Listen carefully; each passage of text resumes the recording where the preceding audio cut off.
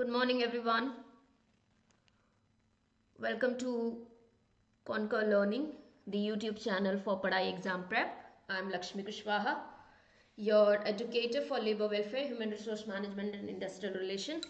Just let me know in the comment section if I am audible and the slides are visible. Yes. Students, please let me know so that we can start the today's session without any delay. Good morning, Nisha. Welcome to the class. Bhavna, good morning and welcome to the class. Fine. So this is our part 3 for the previous year question of December 2003. Right. So we are doing it with a detailed explanation. I hope you all are understanding whatever the explanation for the topic is being given to you. Good morning, Priyanka. Welcome to the session. ठीक है चलो let's start the session. So this is the part 3. Anyone who wish to follow me for the June course 2024, the course is available on the Padai app Exam Prep. You can download this app from the Google Store. The link is given in the description. So enroll for the courses. We have already completed one unit, so you don't have to think about whether the recorded session would be available or not.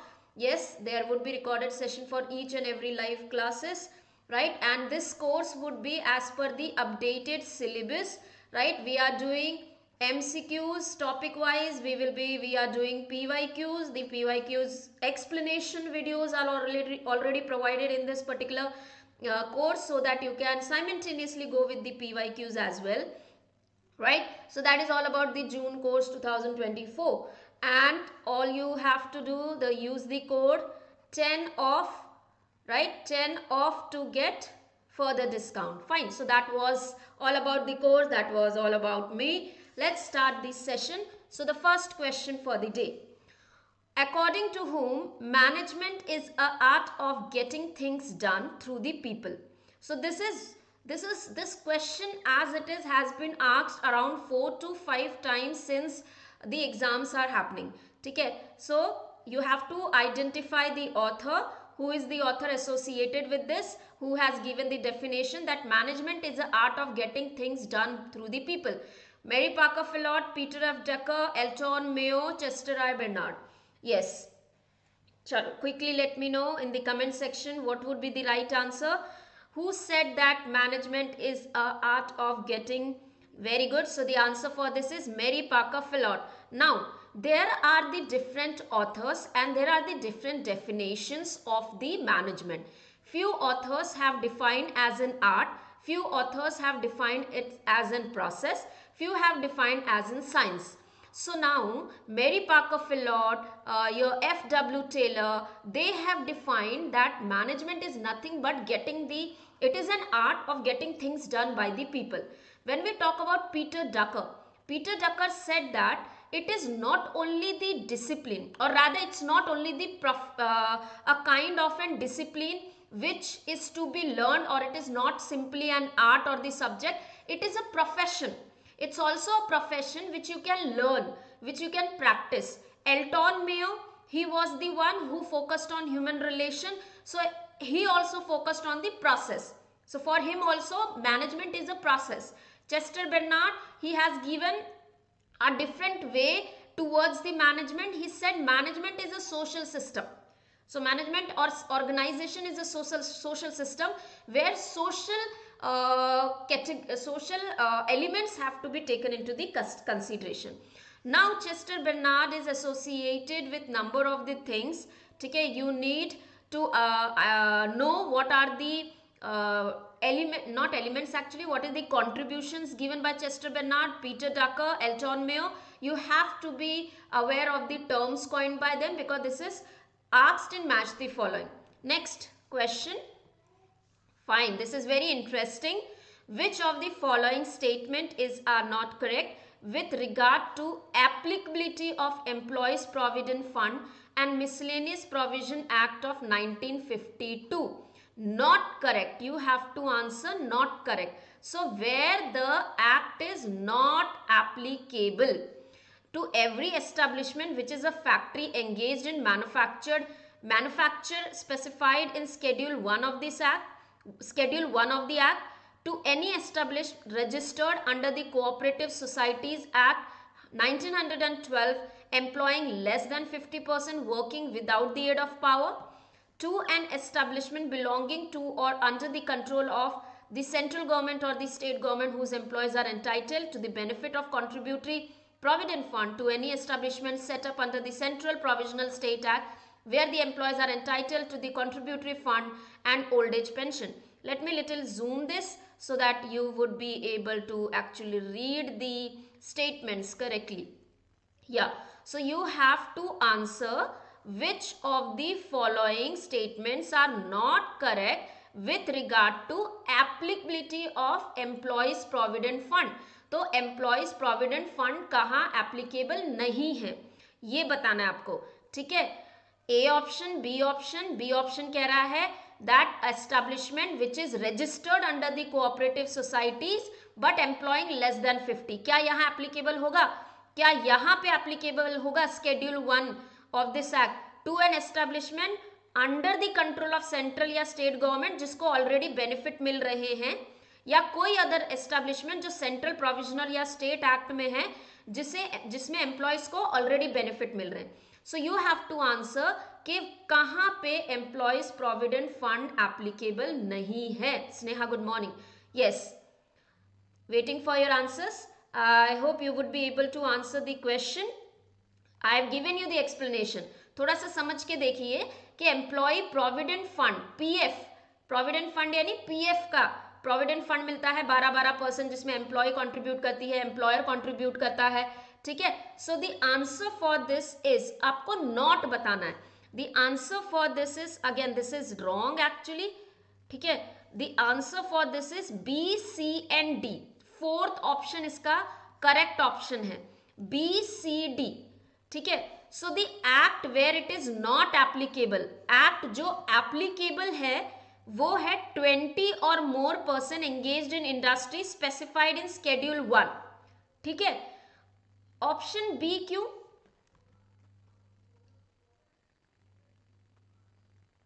A and B, question is asking not applicable dear, ठीक है। तो not applicable में option number 4 है, कहां पे ये applicable नहीं है? एस्टेब्लिशमेंट रजिस्टर्ड अंडर कोऑपरेटिव, ये एप्लीकेबल नहीं है। Other establishment under the control, जहां पे ऑलरेडी बेनिफिट कॉन्ट्रीब्यूटरी है, ठीक है, वहां पे एप्लीकेबल नहीं है। दूसरा, other establishment central provision whose employees are getting a contributory old age pension, यहां पे भी ये एप्लीकेबल नहीं है, ठीक है। तो केवल और केवल पहले वाले ऑप्शन में, पहला जो ऑप्शन है यहां पे ये एप्लीकेबल है, नॉट करेक्ट रिगार्ड। सो यहां एप्लीकेबल नहीं है, यहां एप्लीकेबल नहीं है, यहां एप्लीकेबल नहीं है। कहां एप्लीकेबल है? बस वो भी क्या, 20 और मोर एम्प्लॉयज जहां एम्प्लॉयड हैं, ठीक है। और अगर अप्रोप्रिएट गवर्नमेंट को लगता है कि 20 और लेस से अप्लाई करवाना है, यानी एक ऐसा एस्टेब्लिशमेंट या इंडस्ट्री जहां 20 या लेस एम्प्लॉयज काम करते हैं, उससे कम, तो गवर्नमेंट नोटिफिकेशन देख के वहां एप्लीकेबल कर सकती है, ठीक है। चलो, so let's move to the next question.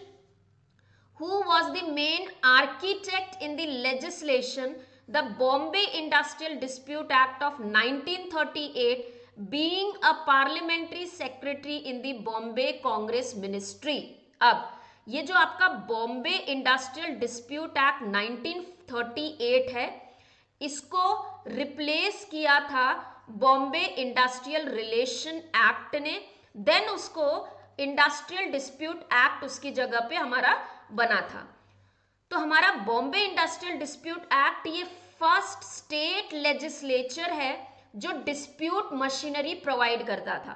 Question पूछ रहा है कि इसको बनाने के लिए मेन आर्किटेक्ट कौन थे, जो कि पार्लियामेंट्री सेक्रेटरी थे बॉम्बे कांग्रेस मिनिस्ट्री के अंदर में। ये कंसेप्ट मैंने आपको अपने कंटेंट में पिछले वाले क्लासेस में, पिछले साइकिल में पढ़ाया हुआ है।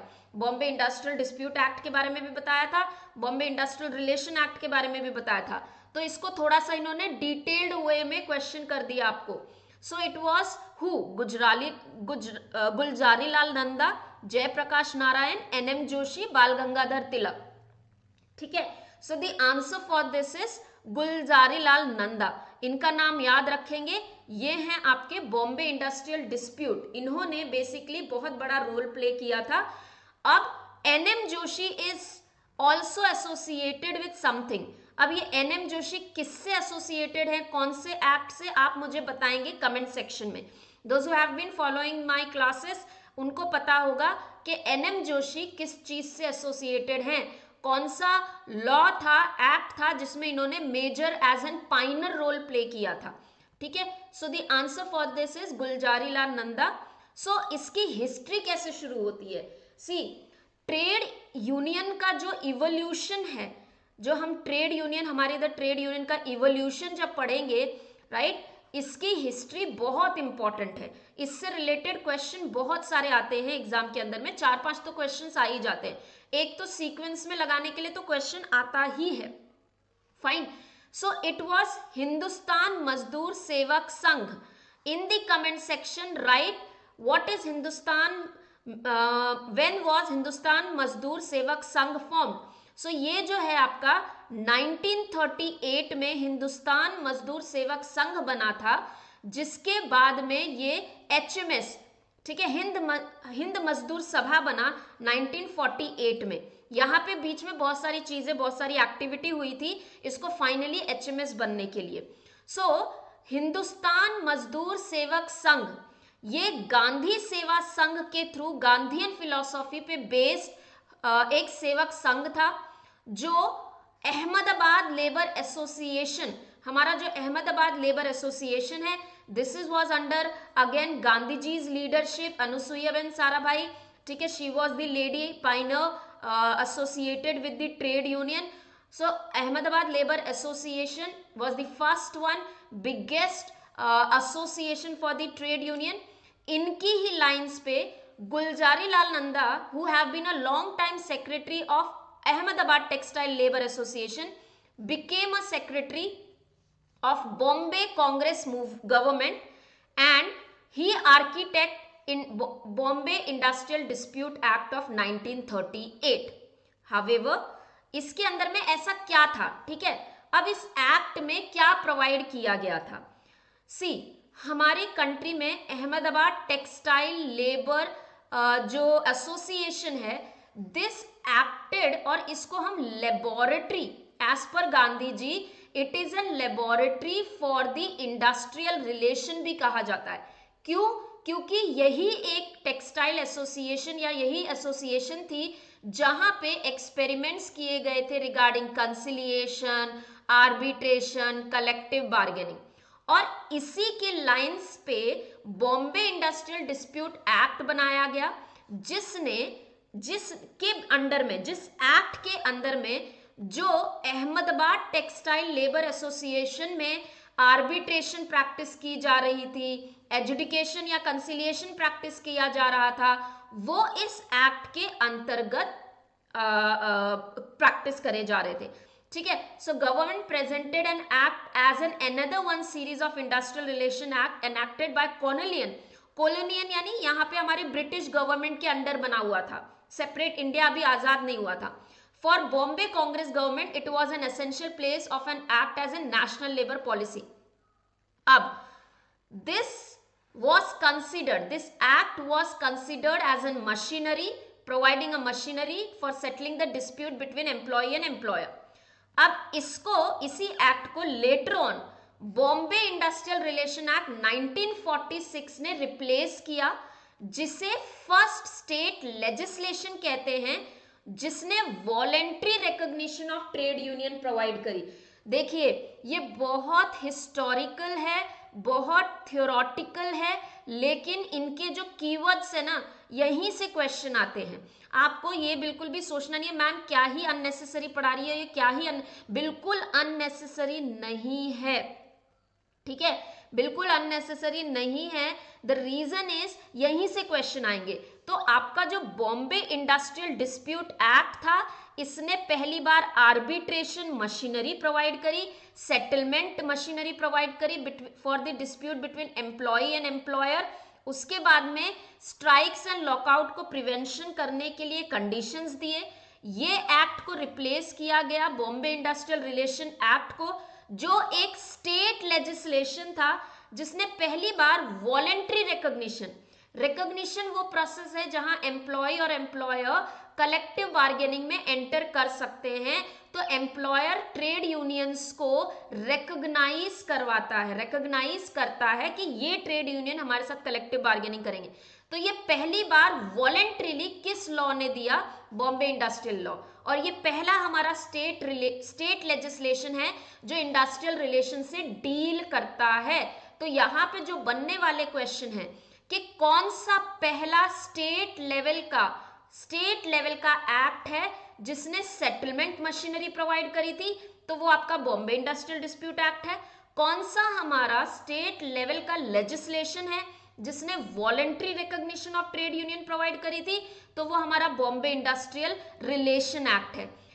इसको रिप्लेस, अब स्टेट लेजिस्लेशन को रिप्लेस करने के लिए हमारा इंडस्ट्रियल डिस्प्यूट एक्ट भी आया था। बेसिकली इंडस्ट्रियल डिस्प्यूट एक्ट के पहले ट्रेड डिस्प्यूट एक्ट 1929 था, ठीक है। स्पेसिफिकली ट्रेड डिस्प्यूट एक्ट के अंदर में मशीनरीज भी थी। इन सभी लॉस का एक साथ में क्या रिलेशनशिप है, क्या सीक्वेंस है, ये हम अपनी डिटेल्ड क्लास में पढ़ाई आप पे स्टडी करेंगे, इवोल्यूशन ऑफ ट्रेड यूनियन पढ़ेंगे तब। चलो next question, who has developed the hot stove rule for handling discipline? This is also PYQ।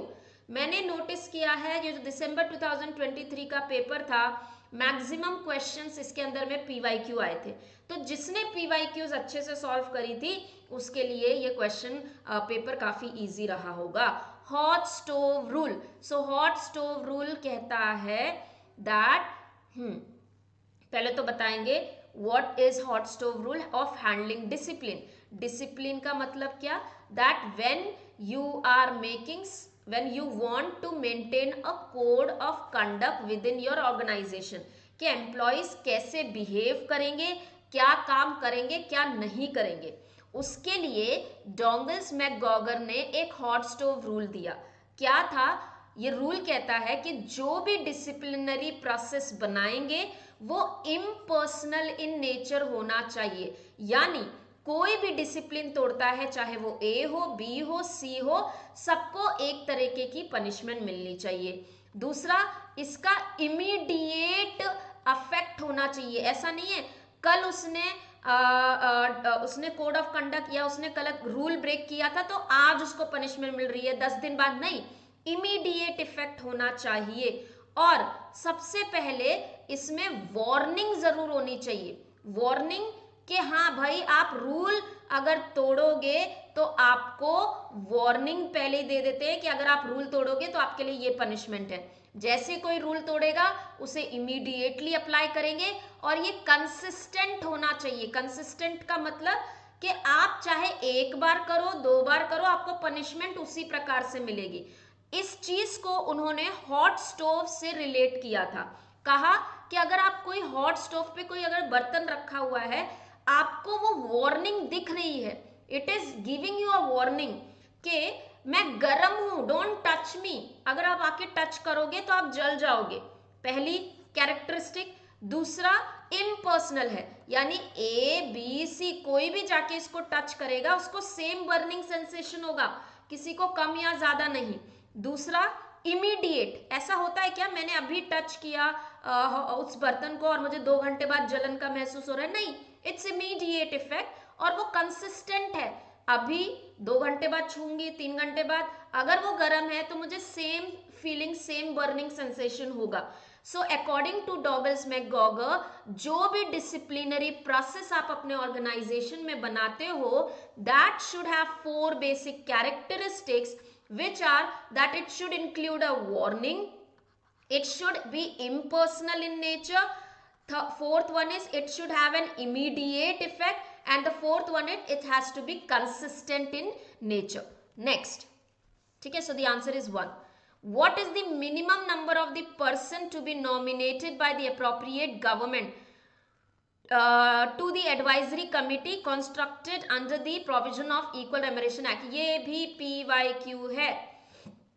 Advisory body equal remuneration के एक्ट में एडवाइजरी बॉडी कॉन्स्टिट्यूट की जाती है अप्रोप्रिएट गवर्नमेंट द्वारा. सो इसके अंदर में कितने मेंबर्स होने चाहिए? Minimum numbers. Yes, answer the question.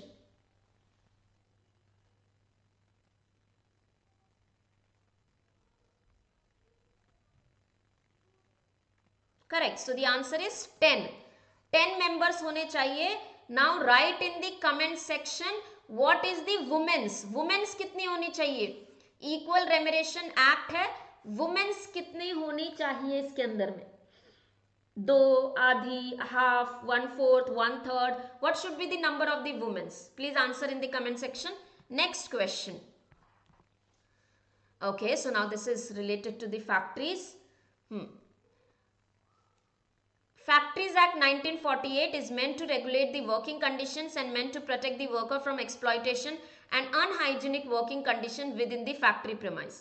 In the absence of regulated health, safety and welfare provision, along with the working hours, sick and restriction on employment, certain category of workers are likely to be exploited by the greedy business establishment. Very good, it is half. चलो answer करें. This is very very very simple. ठीक है, आपको बताना है assertion and reason. Factories act क्या करती है? रेगुलेट करती है किसको? वर्किंग कंडीशन को.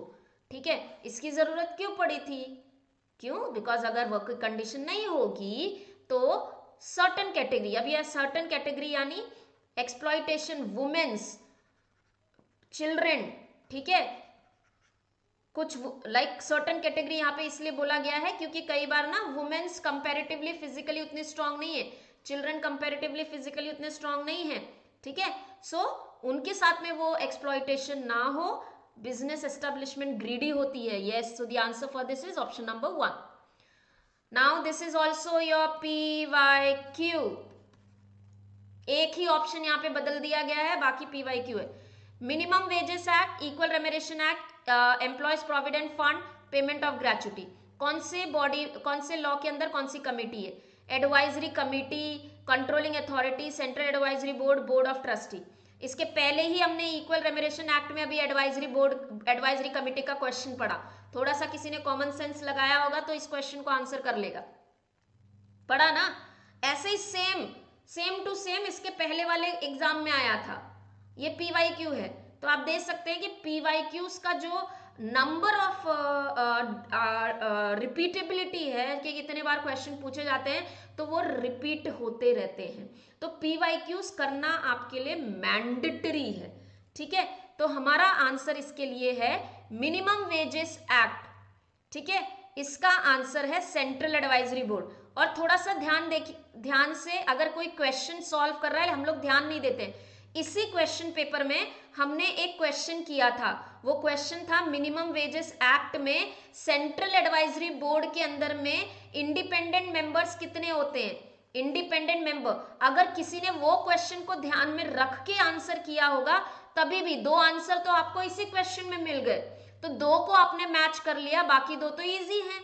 सो minimum wages act central advisory board है, इक्वल रेम्यूनरेशन एडवाइजरी कमिटी है. ठीक है, payment employees provident fund controlling authority है, sorry it's board of trustee है. So it is board of trustee, और पेमेंट ऑफ ग्रेच्युटी आपका controlling authority है. ठीक है,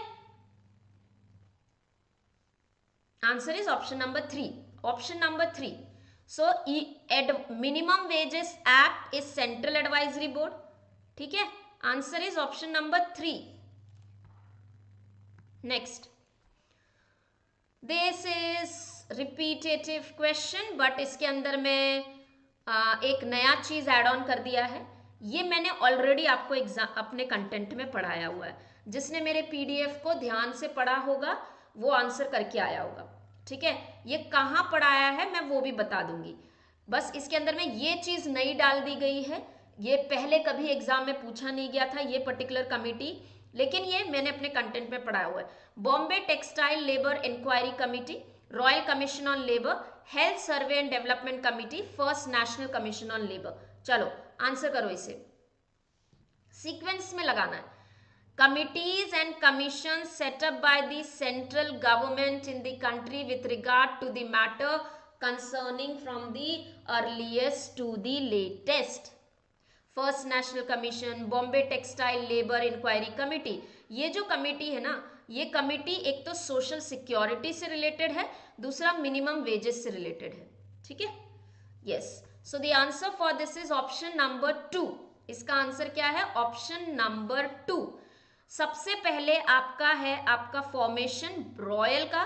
जहां पे भी रॉयल कमीशन आएगा ना, आप आंख बंद करके उसे मार्क कर सकते हैं, क्योंकि सबसे पहले जो कमेटी हमारे कंट्री में बनी थी ना लेबर से रिलेटेड, वो रॉयल कमीशन की थी। ठीक है, so 1929। Then came your Bombay textile labour inquiry committee, then came your health survey development committee. 1943 में ना अदरकर कमेटी बनाई गई थी। अदरकर कमेटी जो इंडिया में वेलफेयर मेजर्स से related you can say survey करने के लिए बनाई गई थी कि इंडिया के इंडस्ट्रीज में वेलफेयर मेजर्स कैसे प्रोवाइड की जा सकती है। अदरकर कमेटी ने 1944 में अपनी रिपोर्ट सबमिट करी थी और उसके बेसिस पे ईएसआई एक्ट बनाया गया था। ईएसआई एक्ट एग्जिस्टेंस में आया था, एम्प्लॉय स्टेट इंश्योरेंस। इसी के दौरान इसी अदरकर कमेटी जब, ठीक है, प्रोफेसर अदरकर को, आई डिडंट ऐड इट, ठीक है, चलो मैं आपको एक्सप्लेन कर देती हूँ, I forgot to add that content. वही प्रोफेसर अदरकर जो हैं, इनके अंडर में, या जब ये कमेटी, ये सिंगल मैन आर्मी थी, इनको अकेले as an special officer appoint किया गया था टू सर्वे और to identify the welfare measures in India. तो इन्होंने बहुत सारी स्टडी करी। इसी ईयर में health survey and development committee under the chairmanship of Joseph, अब मेरे को पूरा नाम याद नहीं आ रहा, लेकिन under the chairmanship of the Joseph, mister Joseph, इनके चेयरमैनशिप में health survey and development committee को बनाया गया था और ये ईयर 1943 ही था। ठीक है, उसके बाद हमारी first national commission on labour आया 1969 में। कमेंट सेक्शन में आप मुझे बताएंगे second national commission on labour कब आया। चलो let's move to the next question. Which of the following is identified as the third dimension in the Redin's three-dimensional model of leadership? 3D leadership style भी बोलते हैं इसको। चलो बताइए, रेडिन ने 3D मॉडलशिप, 3D मॉडल या 3D लीडरशिप स्टाइल दिया हुआ है। ये हमारा एक बिहेवियरल लीडरशिप है। ठीक है, हम सिचुएशनल अप्रोच और बिहेवियरल अप्रोच पढ़ते हैं। वेरी गुड निशा। चलो आंसर करेंगे। थर्ड डायमेंशन कौन सा? Effectiveness, environment, motivation, conflict.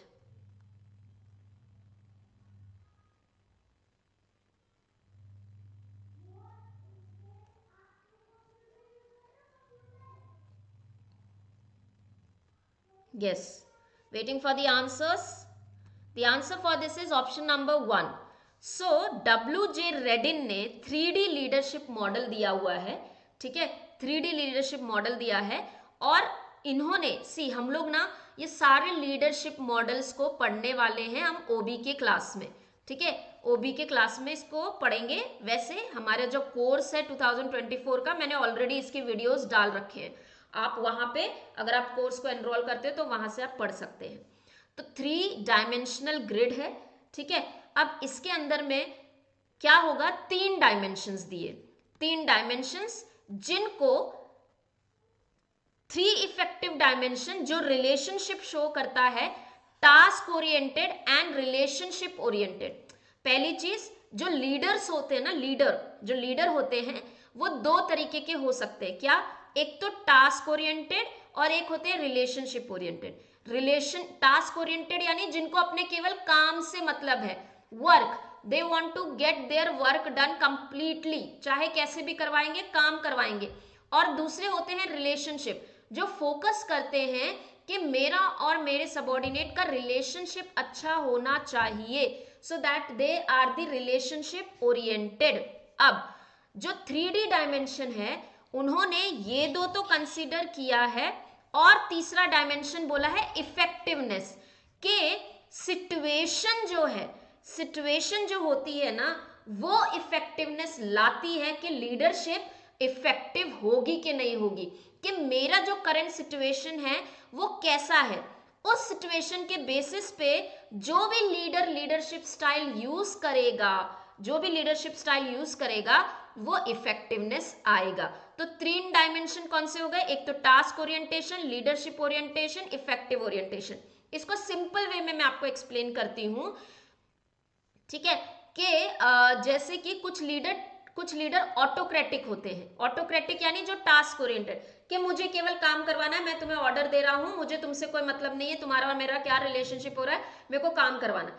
तो अगर सिचुएशन की डिमांड ऐसी है कि आप पार्टिसिपेटिव बनो, आप इन्वॉल्व करो, तो आपकी ये जो ऑटोक्रेटिक लीडरशिप स्टाइल है ना वो सक्सेसफुल नहीं होगी। क्योंकि सिचुएशन की डिमांड क्या है, सिचुएशन बोल रहा है एज एन लीडर आप पार्टिसिपेटिव बनो, आप बने जा रहे हो ऑटोक्रेटिक, आप दिए जा रहे हो ऑर्डर, अपने सबऑर्डिनेट्स की सुन ही नहीं रहे, तो क्या आपका लीडरशिप इफेक्टिव होगा, बिल्कुल नहीं होगा। तो it depends upon the situation that what kind of leadership style you are using, and it will bring the effectiveness to your leadership. Next question. This is PYQ। मैंने जब यही क्वेश्चन लास्ट 4 एग्जाम से, यही 4-5 आपके इसमें एक और जोड़ लो आप, फ्रिक्शनल अनएम्प्लॉयमेंट, यही 4-5 ऑप्शंस हैं जिससे रिलेटेड एग्जाम में क्वेश्चन आ रहा है। Advance capitalist economies generally suffer from which type of unemployment.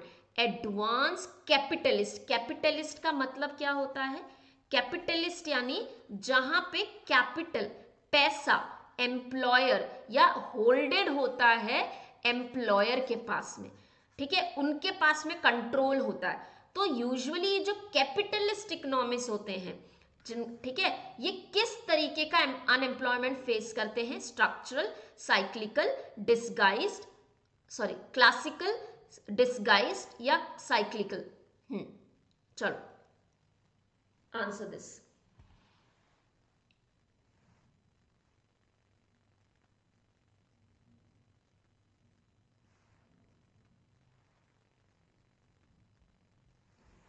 Very new, सो मैं एक तरीके से बोलूंगी कि आपका इस तरीके का क्वेश्चन, अनएम्प्लॉयमेंट एक ऐसा टॉपिक है, टाइप्स ऑफ अनएम्प्लॉयमेंट एक ऐसा टॉपिक है, टाइप ऑफ अनएम्प्लॉयमेंट एक ऐसा टॉपिक है जहां से बार बार क्वेश्चंस आ रहे हैं, तो आप टाइप्स ऑफ अनएम्प्लॉयमेंट को ध्यान से पढ़ेंगे।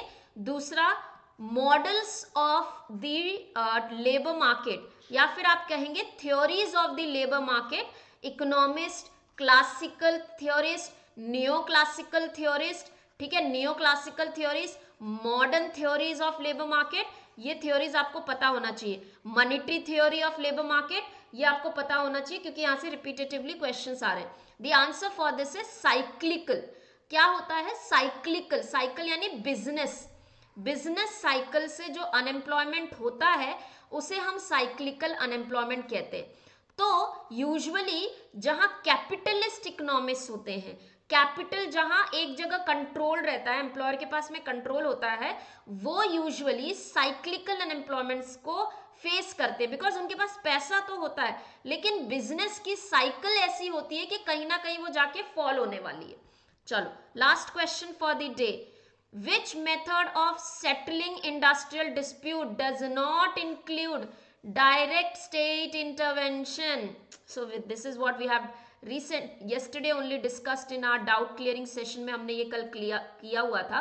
So method of industrial dispute can be of 2 types, एक है without state intervention, ठीक है, और दूसरा है विथ स्टेट इंटरवेंशन।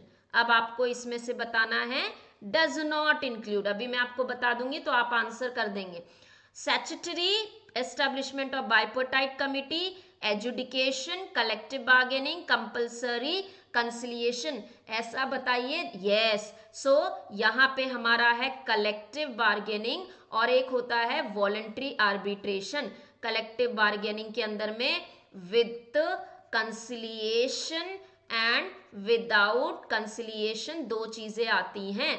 बाकी ये जो तीन हैं आपका first statutory establishment of bipartite body, जिसमें वर्क कमिटी आती है, सेफ्टी कमिटी आता है, ग्रीवियंस मशीनरी आती है।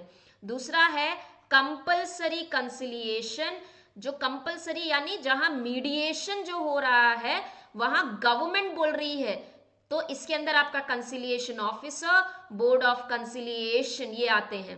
Third one is your investigation compulsory, जो आपका कोर्ट ऑफ इंक्वायरी है।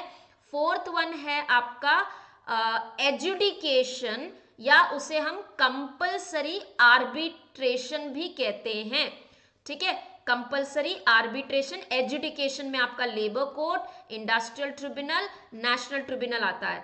एक और है यहाँ पे कंपल्सरी कलेक्टिव बार्गेनिंग। कंपल्सरी सी जहां जहां पे ये टर्म आ जाता है ना स्टैट्यूटरी और कंपल्सरी, तो समझिएगा कि सरकार ने लॉ के थ्रू बोला है, सरकार फोर्स कर रही है, सरकार बोल रही है कि करो, सेटलमेंट करो, इस मेथड से करो। जैसे कंपल्सरी कलेक्टिव बार्गेनिंग कब होगा?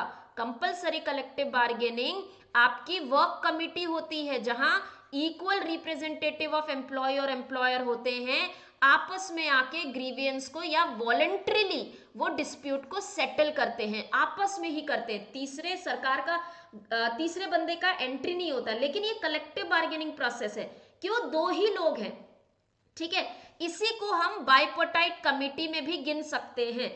जैसे हमारी सेफ्टी कमिटी फैक्ट्रीज एक्ट में दिया हुआ है, इक्वल रिप्रेजेंटेटिव ऑफ एम्प्लॉय और एम्प्लॉयर दिए होते हैं। सेक्शन नंबर 41G के अंदर अगर आप जाके देखेंगे तो वहां सेफ्टी कमिटी के बारे में बात हुई है।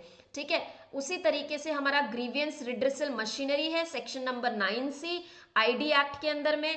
इसी तरीके से जब हम मिनिमम वेजेस एक्ट की बात करेंगे तो एडवाइजरी बोर्ड है, सेंट्रल एडवाइजरी बोर्ड है, ये भी बाइपोटाइट बॉडीज हैं। क्यों? इसके अंदर में ये ट्राइपोटाइट बॉडीज हैं, ये बाइपोटाइट नहीं है, लेकिन ये पार्टिसिपेशन है। अब इनके अलावा चलो rest we will be seeing in the detail in the next class, it's already a time for my class. ठीक है, so this was the session for the day. Basically this is the diagram. यहाँ से repetitively last 2 exams हो गए, यहाँ से question अगर आ रहे हैं तो ये आप नेक्स्ट एग्जाम के लिए इसको रट लेंगे, इनका मतलब समझ लेंगे। ठीक है, किसमें क्या बॉडी आएगी। अब अभी तक का आपको क्या पूछा जा रहा है कि फॉर्म विदाउट और विद स्टेट इंटरवेंशन होता क्या है, मैं आपको बता रही हूं। नेक्स्ट एक्सपेक्टेड क्वेश्चन आपको एग्जाम में पूछा जाएगा कि which of the following are the example of compulsory investigation, तो कोर्ट ऑफ इंक्वायरी आपको पता होना चाहिए। Which of the following are the example of compulsory arbitration, adjudication नहीं पूछेंगे, वो क्वेश्चन में डालेंगे कंपल्सरी आर्बिट्रेशन आपको कंफ्यूज करने के लिए, क्योंकि वॉलंटरी आर्बिट्रेशन तो सेक्शन नंबर 10A में दिया हुआ है। तो वो अब ये वॉलंटरी आर्बिट्रेशन, यहां पे जब मैं कंपल्सरी वॉलंटरी आर्बिट्रेशन की बात करूंगी ये सेक्शन 10A में, भैया ये कंपल्सरी क्यों है? सरकार बोल रही है, सरकार ने लॉ बनाया है, लॉ में आ गया मतलब आप मैंडेटरी हो, आपको एज एन एम्प्लॉयर करना पड़ेगा।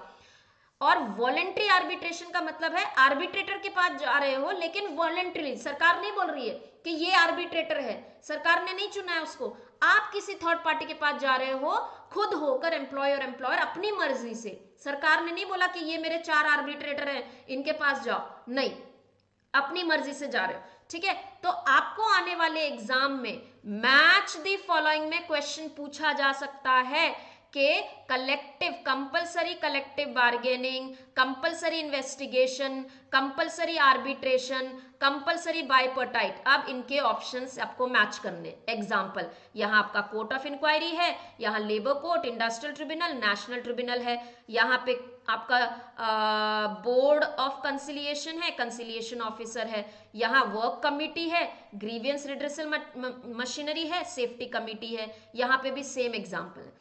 Please, this is very very important. Thank you everyone for being there. Let's meet in our padhai app, the class for human resource management.